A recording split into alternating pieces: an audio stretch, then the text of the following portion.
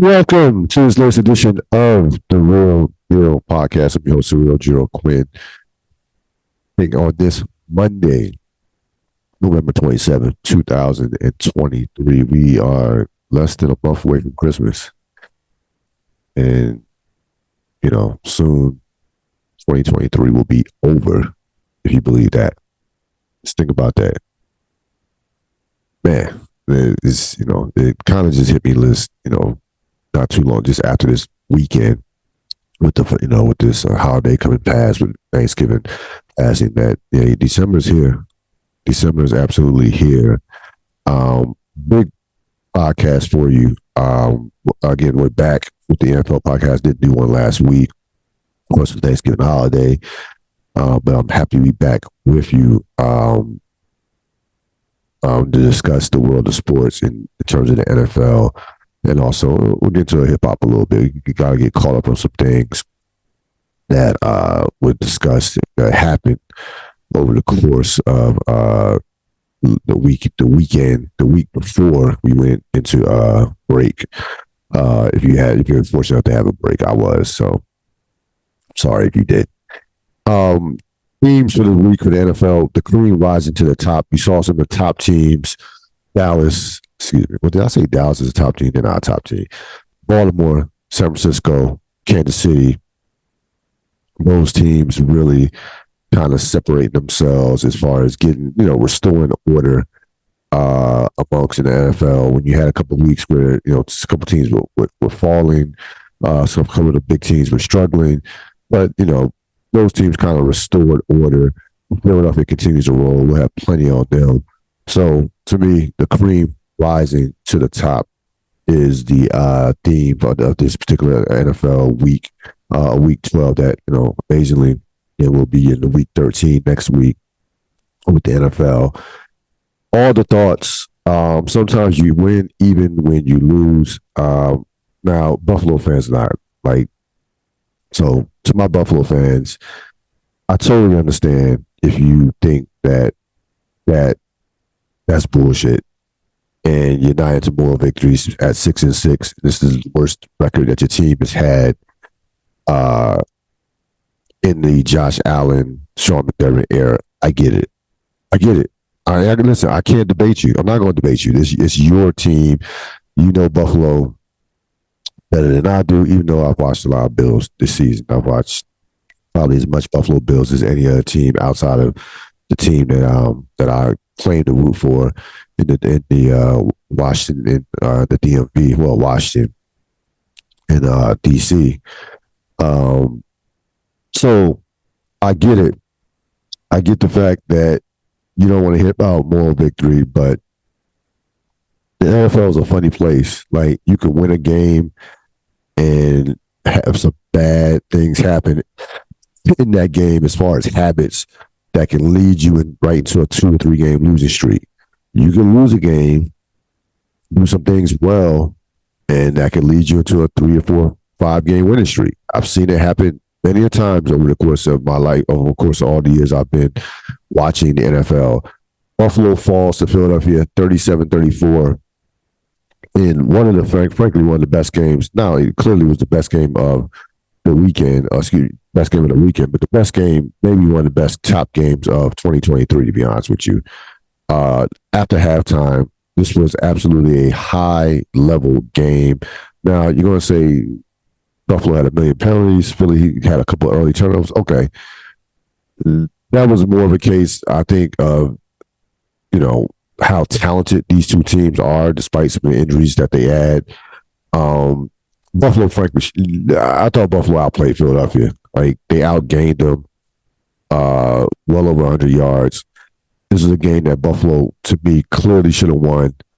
They had 505 yards of offense. You should not lose a game where you score 34 points and have 505 yards of offense. They left points on the board. They easily should have put 40 to 45 points on the board. Josh Allen had over 400 yards of offense himself.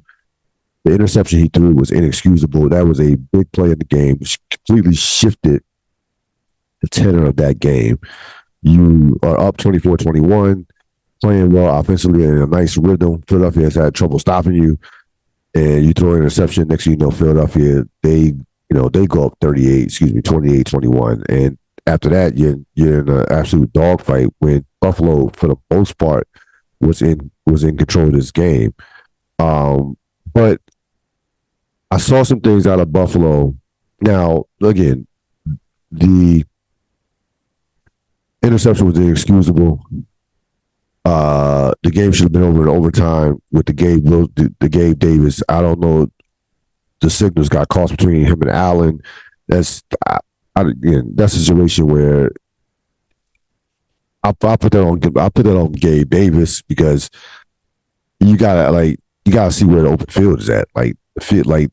Josh Allen just did not have time to throw the ball where Gabe Davis was running.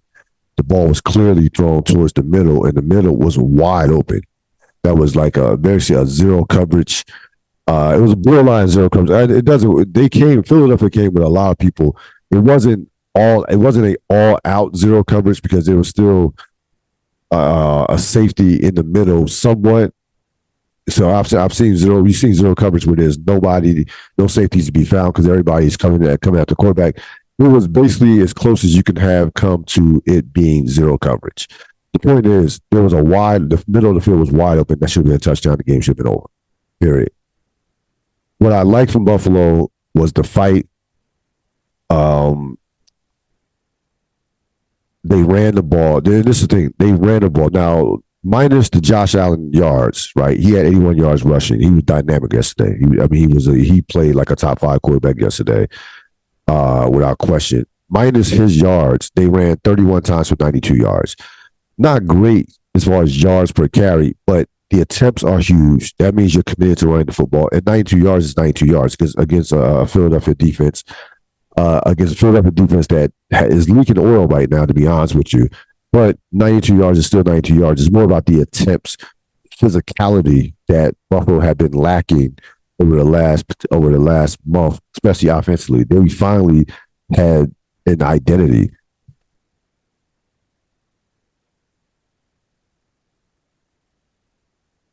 And that, to me, when I've seen Buffalo successful offensively, they've had, success running the football. They've had outside Josh Allen. That's been a constant. For whatever reason, they don't go to that. And again, you can talk about the offensive line, you can talk about them not having a dynamic running game, but when you have a quarterback that can run like Josh Allen, when you have weapons on the outside that they have, there's no excuse for you not to have a consistent running game. But again, we've been through that a million times as far as this team lacking an offensive identity. We're not going to beat that dead horse this week on this week's podcast. But I like what I saw out of Buffalo in this game. I really did. Buffalo, again, when they are at their best, they can play with anybody. The problem is the defense is not what it has been the past couple of years, and they still make way too many mental mistakes. You can't have against the best team in the league. You can't have 10 penalties for 75 yards on the road. That's not good. Like 10. They basically go close to 100 yards, which is basically like the equivalent of 7 points. But 10 penalties is way too many penalties. It's just too many. And against the Philadelphia team that, frankly, is in the midst of one of the great 2-season runs, regular season, that we've seen in a long time. Philadelphia in his last 29 games, okay, their record is 25-4. To put that in perspective, you're looking at, there have been some runs in NFL history in the last 25 to 30 years. San Francisco, 89, 90, back-to-back Super Bowl champions, they were 28-4. New England, 2003, 03, 04, 28-4. They were back-to-back Super Bowl champions. That list is, Bears, 85, 86, won one Super Bowl with 29-3. The Bears had a run from like 85 to like 88. And I didn't add 85, 87, and 88, but they're like 12-4. And they were between 15-1 and 12-4, for 4 straight years. It really needs to kind of be re-examined as far as Probably you want to make a case that they should have won more than one Super Bowl, but you had the Giants, Washington. That's when the NFC was absolutely loaded. Like San Francisco, Washington, the New York Giants were powerhouse teams. So maybe not quite fair. I'm trying to think of those years. The '88 San Francisco was a dominant team. '87 Washington, they lost that game to that Washington team. That was a strike short season. '86 Giants were a great team. So maybe not like. I'm not saying the Bears underachieved, but they won a lot of regular season games, so only have one Super Bowl. But again, that's when the NFC was absolutely filled with basically superpowers, and they went on that 12-year run, well 14-year run where they would just dominate the NFC, dominate the AFC in the Super Bowl. But they had a run 29-3 from 85 to 86. So what you are watching in real time with the Philadelphia Eagles is something special. It can't be understated. Now, listen, you can nitpick all you want. If you're a Philadelphia fan, if you're looking just to knock Philadelphia, so Philadelphia's team right now, they're leaking oil defensively versus last year. Defensively, offensively, they're about the same. Maybe not scoring as many points, but the yards and stuff roughly the same. Jalen Hurts is to me is going to win, should win MVP in my opinion. He just makes plays at the biggest moments, even if he's not. The thing about Jalen Hurts is he could turn it on. He could turn it on at any time. He could not be playing well for a quarter, for a half, and all of a sudden, boom. Key third down run, or he throws a touchdown pass yesterday that, like I said, only a handful of quarterbacks to make that pass. He made a pass yesterday running to his right, or maybe running to his left. That again, Mahomes, Josh Allen, Joe Burrow, maybe 3 or 4 quarterbacks in the league could make that throw. He made it. So this run that they're on should absolutely be appreciated and should not be taken for granted if you're a Philadelphia fan. You go 25-4 in a 29-game span. That is not a short sample in terms of NFL. That's well over a year and then some. We are more than halfway past. We are in the fourth quarter of the season in essence. Like they played, Philadelphia is 10-1. With a bye coming up this week. So, coming off a bye. They're coming off a bye. And this run that they're on it's historic. That's all there is to it. You don't see runs like this in today's NFL with the amount of parity and the turnover from year to year with these franchises. In roster, coaches, general manager, upper management, what have you.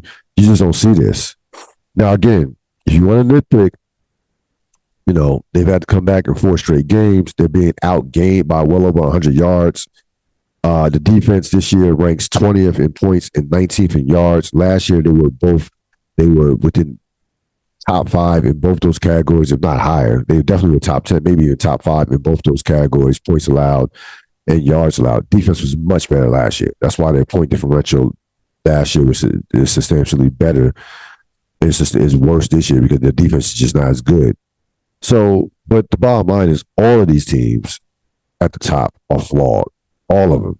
Kansas City, Baltimore, Miami, San Francisco. All of these teams are flawed. Period. Philadelphia is the one team out of all these teams that A, knows how to win, and B, has enough of its personnel from last year. When you look at them compared to, say, Kansas City just does not have offensively the same level of personnel. Kelsey's a year older. The receivers are not as good, or just not as talented, just not as good, or have not progressed the way that you thought that they would under Mahomes, under Reed and Mahomes. Philadelphia again. They're the favorites to win the Super Bowl 100%. Are they prohibitive? No. Could they lose to San Francisco in an NFC Championship? Absolutely. Or whenever they play, if San Francisco doesn't end up with a number 2 seed, yeah, San Francisco could beat them. But they're only two. To me, I'm looking at Philadelphia. There are only two teams I feel like that can beat Philadelphia. San Francisco being one of them, Kansas City is the other one. I don't think anyone else in the league is capable of beating Philadelphia, and they might only have to play one of those teams. They might not even have to play Kansas City. I could see a situation where Kansas City does not get to the Super Bowl. I'm not saying that's going to happen, but Kansas City is going to have a tough road this year with how loaded the AFC is. I don't see Philadelphia missing San Francisco. I think that game is probably going that game is probably going to happen in the playoffs. I think those two teams are just on an absolute collision course as being, to me, heads and shoulders. Sorry, Dallas, but heads and shoulders above everybody else in that conference. So I think those two teams are going to beat. But you got to appreciate this run that Philadelphia is on right now. You do. Like it is spectacular. It is something that you don't see every year. It is something to watch a team just win, just knows how to win, and they don't panic. And you got to give Sirianni all the credit in the world. The confidence, he empowers that team with those going for it on 4th and 1 and actually making the 4th and shorts. Like that's become they are the best in the league at that. This team could win any type of way. They could win a close defensive game, like Kansas City. That was a very close defensive game, or they can win a shootout like they did yesterday against Buffalo. So appreciate what Philadelphia is doing right now. If you're Buffalo, if you're Buffalo, you still have a pulse. You're not done.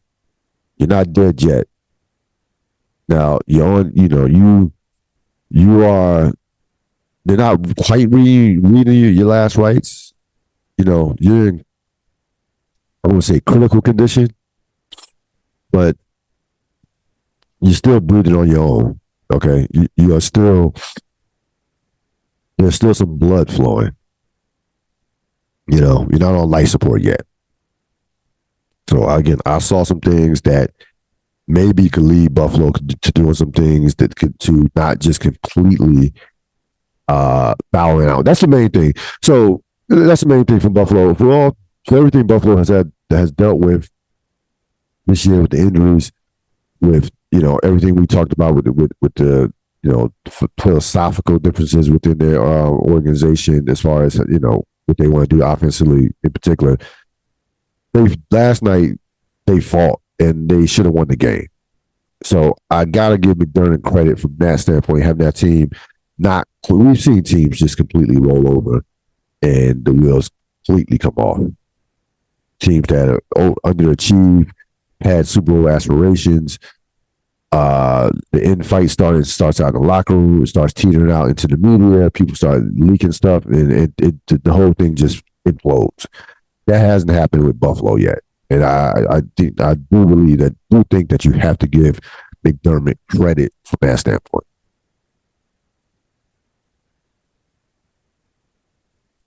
Games to note, Jacksonville Houston was a very good game. Again, give Jacksonville credit. Trevor Lawrence, who hasn't played great this year, he, for the most part, was able to go toe-to-toe with C.J. Stroud, and Jacksonville did enough to get by Houston 24-21.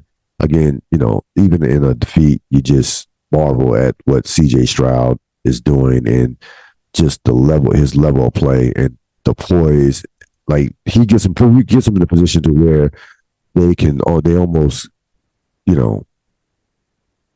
had a game, were in a position to kick a game-time field goal, which almost went in at 58 yards, but just came up short.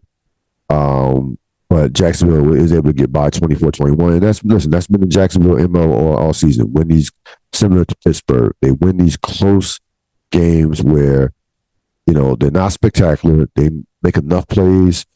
They get a big defensive play, and next thing you know, they win a 3-point game or a 1-possession game to really, have a firm grip on the AFC South division. Also, Denver continues to roll. They handle Cleveland. Cleveland does not have a quarterback. Like, I don't care how historically great your defense is. And I saw all the numbers. Best since 2008, best since 2000, and so on in 10 years. I understand Cleveland is playing great defense this year. I'm not going to put them again. I'm not putting them in that all-time great category because, I mean, Denver offensively yesterday did some things against them. So I've seen a couple games where Cleveland defensively has been shaky. Now, when they overwhelm you, it can be like a tsunami, and you could just basically not cross midfield. So they've had a couple of those games, but I've seen people move the ball in Cleveland at times to a point to a level to where I can't say that this is a historic defense. I'll say that. But again, bottom line is they didn't have a quarterback yesterday. I still think Cleveland could make the playoffs. We will talk more about Denver in regards to stock up. They have completely turned their season around. You got credit from that standpoint. But we'll talk more about that later on in the podcast. Game of the week, Baltimore.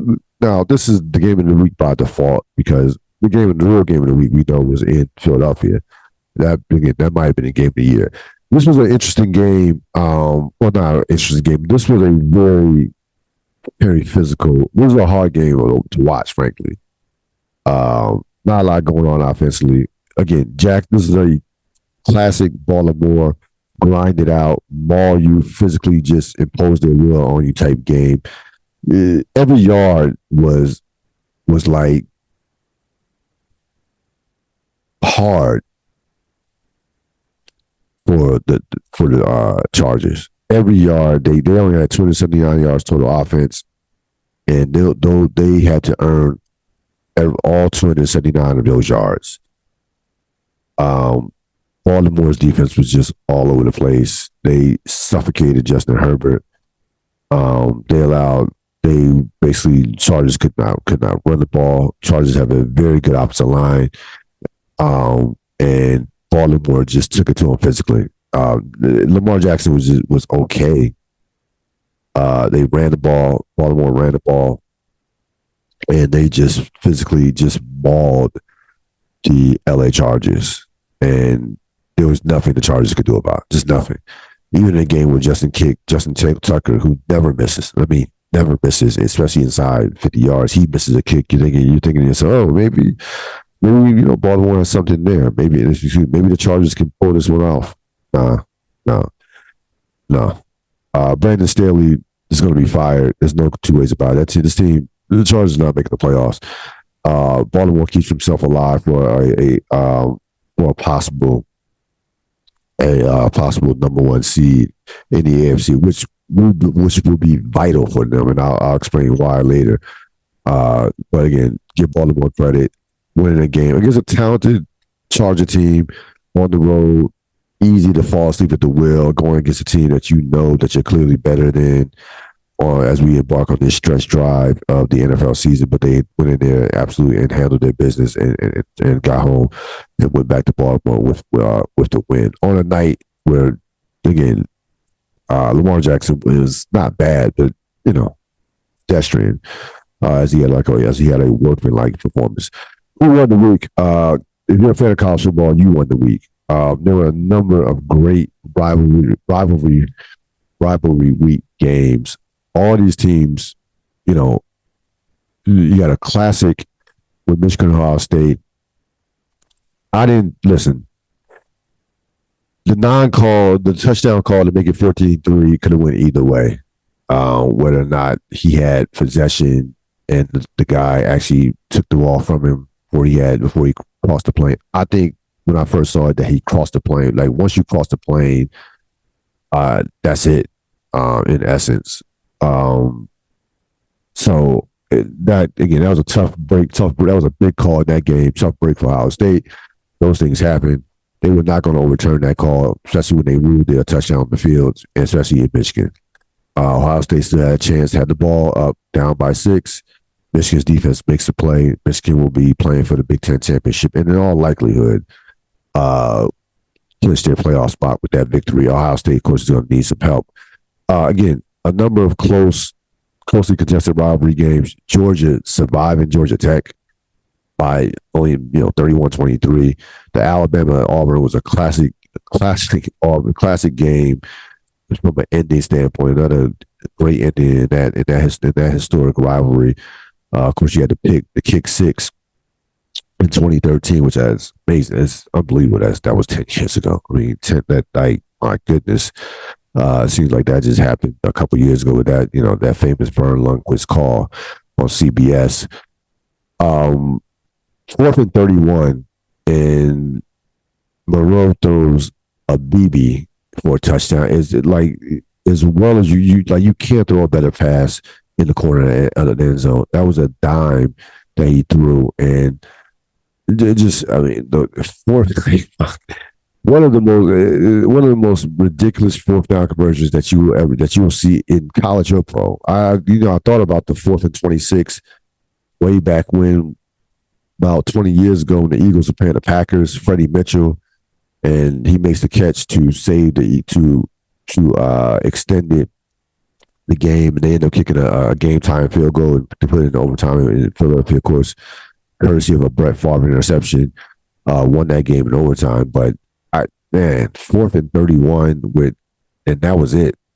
That anything that they don't score a touchdown basically is the game is over in essence. But again, that was indicative of the day. Washington survived a close game against Washington State. I'm not going to count the Florida State game because they don't have their quarterback. We knew that was going to be a tough game. Give Florida State credit for on the road and being down early when they were not playing well to gut that win out and put themselves in a position where they could be in the playoffs with a win over Louisville in the ACC championship. As far as the big picture with the college football, here's the thing. Georgia, to me, I can't see Georgia, regardless of what happens against Alabama in the SEC championship. I think Georgia will be in the playoffs. I can't see a one-loss Georgia team who won the regular season championship and who are the two-time defending champions not in the playoffs.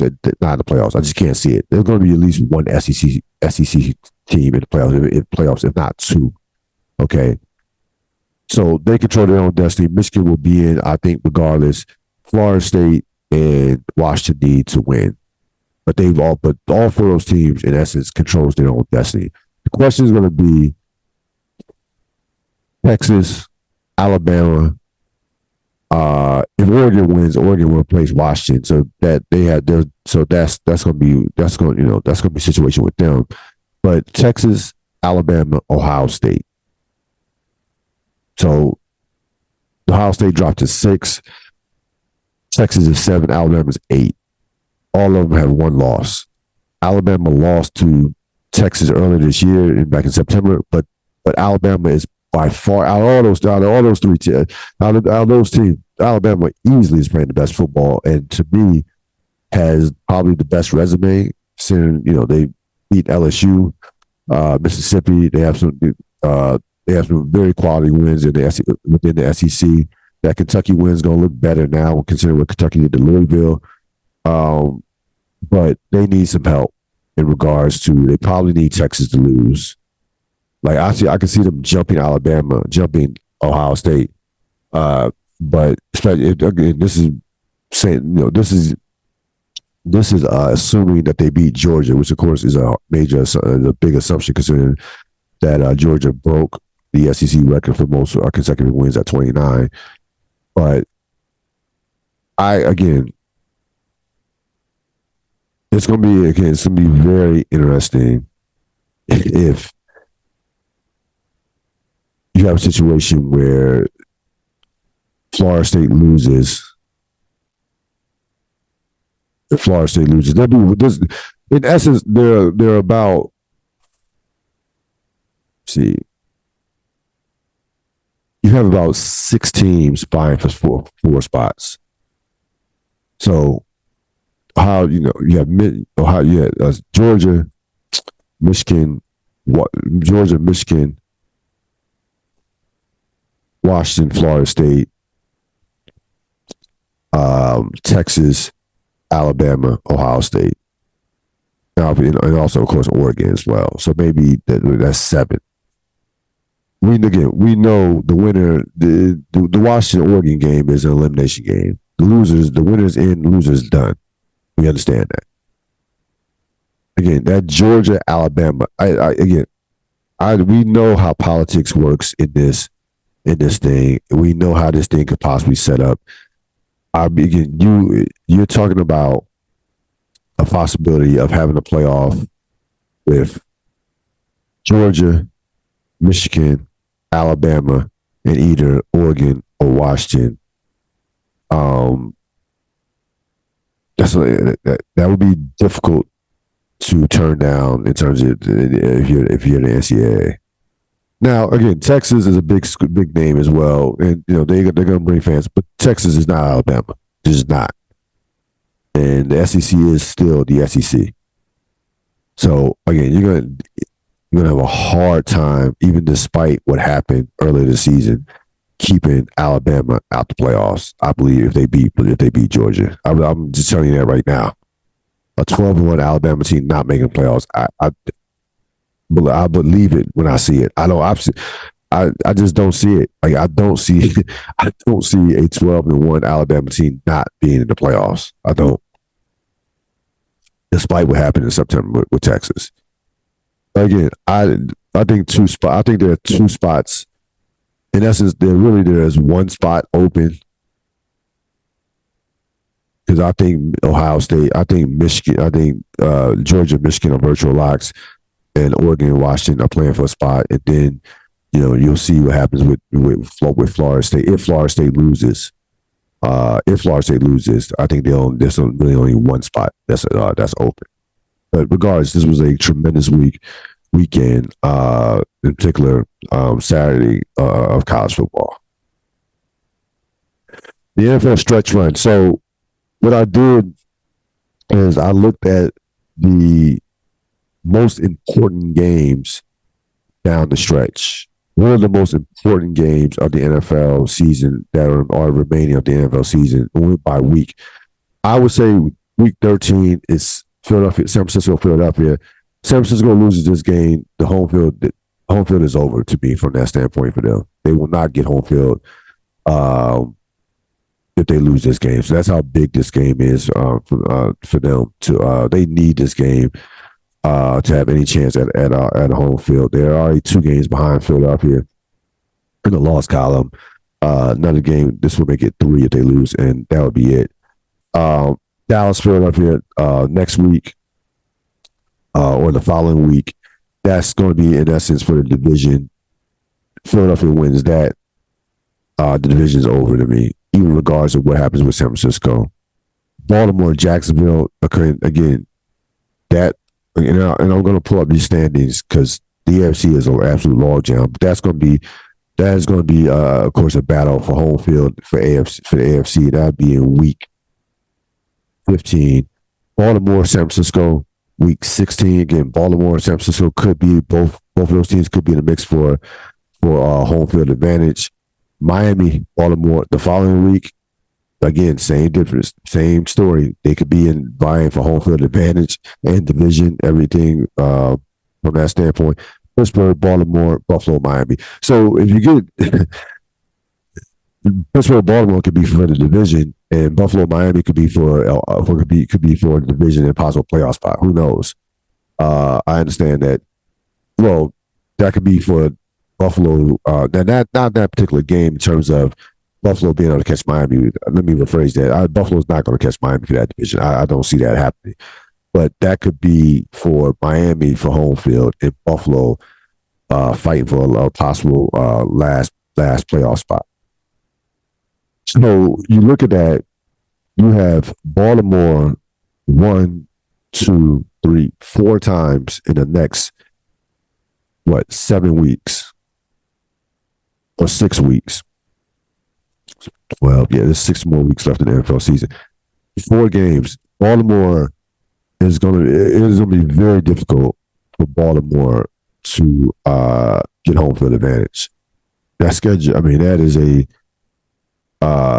a murderer's row for a schedule.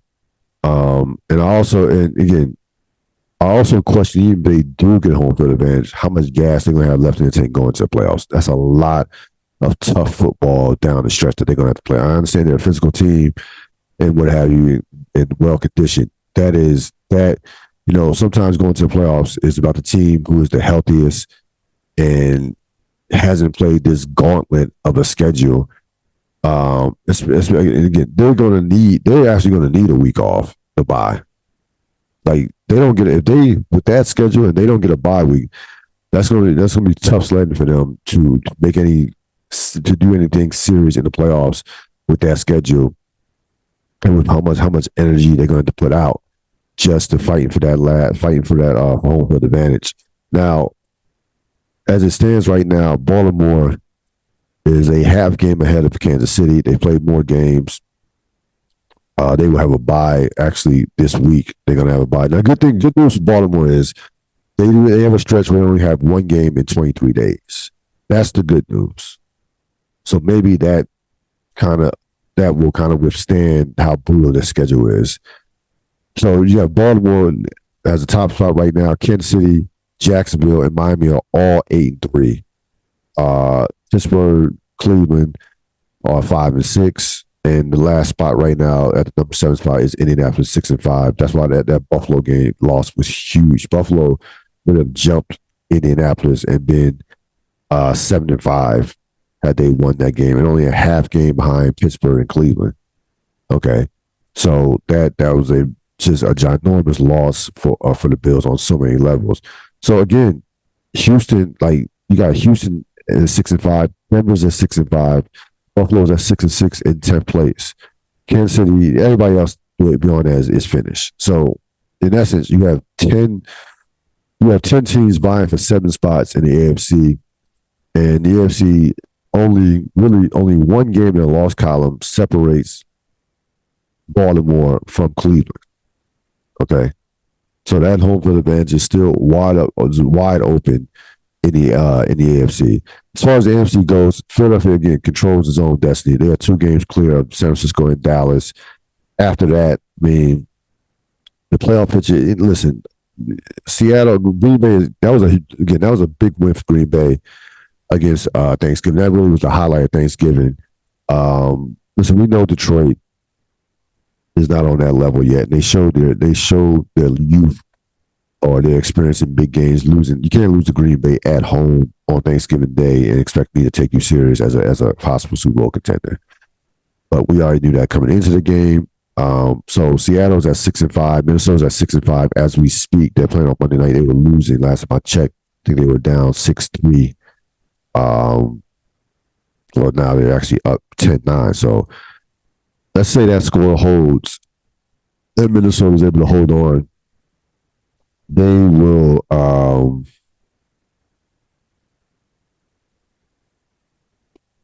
let's pull up the schedule, not schedule, but the standings. Minnesota would go to 7-5 and be like by themselves in that number 6 spot. At 7-5. Seattle's at 6-5. Again, Green Bay, the Rams are still, and New Orleans is still kind of hanging around. Everybody else, forget about it. Everybody else is, non-factors. Again, Dallas is going to have to win in order that they have any chance at the home field. Dallas is going to have to take out Philadelphia in that next game. So, but I really don't see a scenario where Philadelphia does not get home field advantage. I really don't. I don't think San Francisco or Dallas. I don't think San Francisco, Dallas, or Detroit are going to catch Philadelphia. So AFC is really all over the place as far as home field. NFC not so much. It's more about positioning with the NFC. Detroit is more than likely going to win that division. The NFC North again is NFC South is wide open with Atlanta, New Orleans, and Tampa Bay is still in the mix as well. That division is absolutely wide open. Everybody except Carolina has a chance to win that division. And the NFC West, San Francisco is going to win that division. They shut the door on Seattle with that beat down on Christmas Day. So the divisions basically are done with the exception of the South for the most part. Dallas still has a slight chance, but Philadelphia is in the driver's seat. as far as home field, and I think Lane Johnson was out yesterday. They're going to need home field because they, to go through the kind of stretch they've gone through the last year and a half, going to the Super Bowl, playing late into January, then playing at the level they're going to play at. They're going to need a break. They're going to need one game a week off following the season just to catch their breath. So I think they will get home field advantage. And everybody else, again, we'll see what it looks like as far as positioning. The AFC is way more interesting than the NFC, frankly, right now. It really is. I mean, the NFC to me I still see is a 2-horse race as far as who can get to the Super Bowl in regards to San Francisco and Philadelphia. As far as teams that can win the Super Bowl, I still say that number is.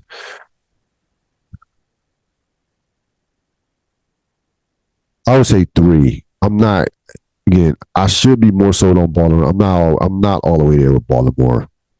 To be honest with you, I'm not all the way. I'm almost there, but I'm not quite there. So I would say Philadelphia, San Francisco, Kansas City. Those are the 3 teams that can win the Super Bowl. And Baltimore is a possible. But I'm not quite all the way there with them. Stock up, stock down, stock up. You have to give Denver a lot of credit. 5 straight wins. As bad as they looked in the first half of the season, they are playing almost equally as well. Again, I don't think Denver's a factor if they make the playoffs. I just don't. They've beaten up on some teams that were either bad or headed in the wrong direction. Let's you that way.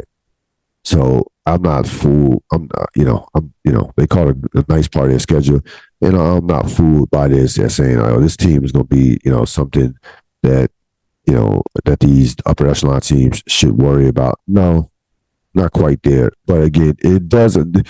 It does. They have done enough to kind of make you forget about how the season started. So they've kind of save face from that standpoint. Stock down. Listen, I know the ratings are up for ESPN with this NBA in-season tournament deal, up 55%. I could frankly care less.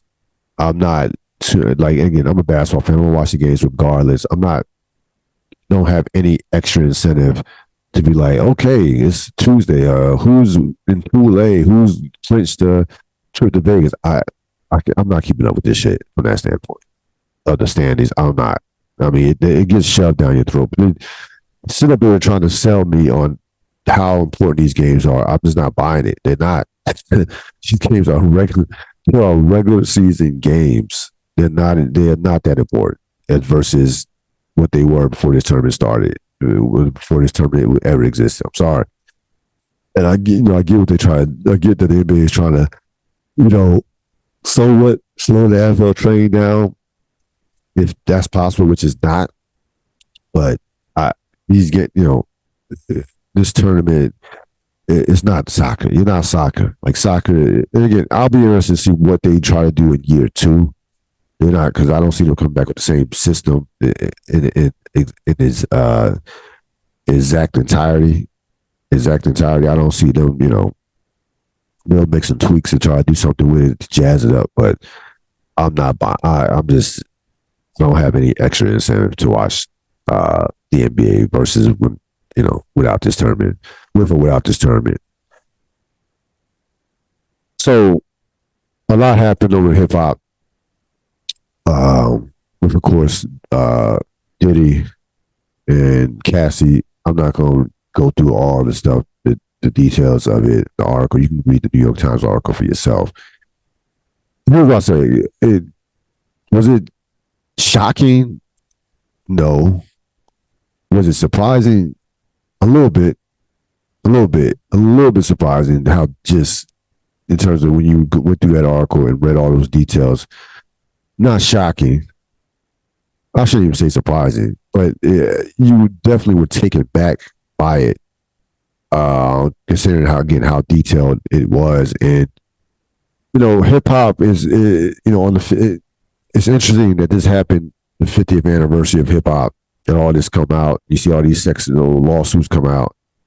The Tar Courts attempt to beat that deadline on that just passed November 23rd with sexual assault and what have you. See it, a number of lawsuits get dropped from all walks of life, politics, entertainment, you name it. The bottom line about Diddy is we don't know these people. You think you know, especially now with how much transparency and just everybody just shares on Instagram Live every 5 seconds, and the social media just the way social media is right now compared to what it was 10 years ago, 15, or just 10 years ago, not even 15 years ago. So there's really no mystery on certain things, but the bottom line is we don't know these people. We don't. We think we don't. We don't know these people. Um, I can't rock with Diddy. I can't rock with for the same reason I can't rock with basically R. Kelly. I just can't do it. Like you respect, his work ethic, his vision, his ability to, the energy as far as, I'll make you dance, and some of the things that, even some of his political things with Boda Die, is not all horrible for Diddy. Similar to Bob Knight, but this is a part of the legacy now. This is on when people think of him in the totality of his life. There's no getting away from this. This is like the scarlet letter. This is a permanent stain that is on your record in life. And when you go the route to where you settle like less than 24 hours, then that speaks for itself. And I just hope as a society we can I don't think this is going to happen, but start focusing more on character rather than money, power, celebrity, character, integrity, things that actually matter or that should matter more. And hip hop, there's a lot of great things I like about hip hop. Hip hop has had to hold its own accountable. The problem with hip hop is there's so much money in hip hop. The hip hop media is an absolute joke. They're not, they're kissing Jay-Z's ass. They're kissing Drake's ass. They're in bed with all these guys who they want to interview or have connection with or sponsorships with. That it's almost like there's no real pure journalism in terms of hip hop. There's not a source what it was, and there's not a vibe. You don't have somebody like Fab Five Freddy, Kevin Powell. That day is long gone. It's over. That day has been gone. There's so much money in hip hop. These guys have their own platforms. Drake doesn't, you'll never see Drake on the Breakfast Club. Like, you're never going to see Drake answer tough questions. He doesn't have to. He just doesn't. Jay-Z was on the Breakfast Club in 2013. That was, again, that's 10 years ago. That type of interview will never happen again. Any interview Jay-Z does is going to be coordinated. These questions, there's going to be questions that he basically could see coming. That is how much power that these artists have, how much influence that these artists have in terms of narratives and things of that nature. With that power comes a lack of accountability that they're being held to. And you as a consumer, you as a fan have the ability, I do as well, to hold hip hop accountable. And, we gotta get away from these narratives on terms of the violence, how women are treated. They have to start shifting the mindset, especially of the youth, in terms of what is hip hop. What is hip hop? What does hip hop really stand for? What is it? That's a question. Maybe that's another question for another day. But what is hip hop in 2023? When you think about hip hop, what do you think about? What do you think about when you think about hip hop? Think about the money. Think about the celebrity, the misogyny.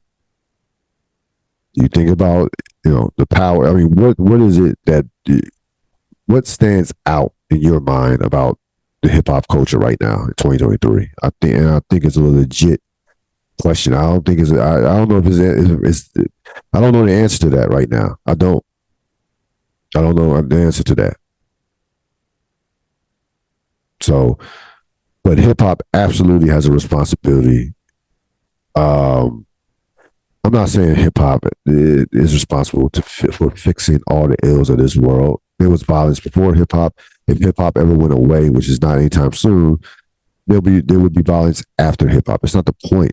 The point is hip hop has made billions and billions of dollars. It's influenced millions and millions of people around the world, especially in these a lot of these communities of our boys and girls of color.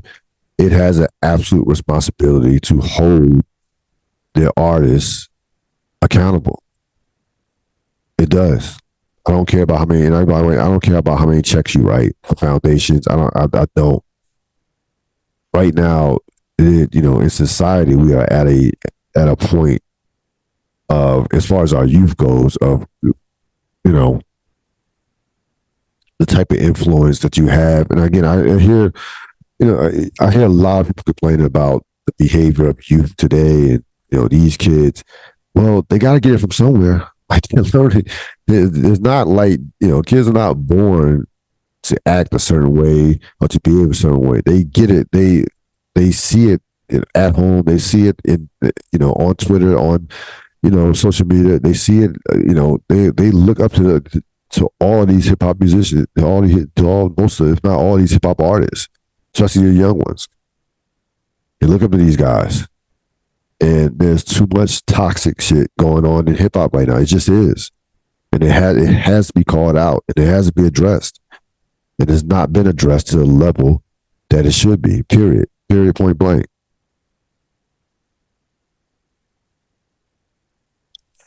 That's going to wrap it up for this latest edition of the Real Deal Podcast. I will see you next time. Enjoy the rest of your evening. So long.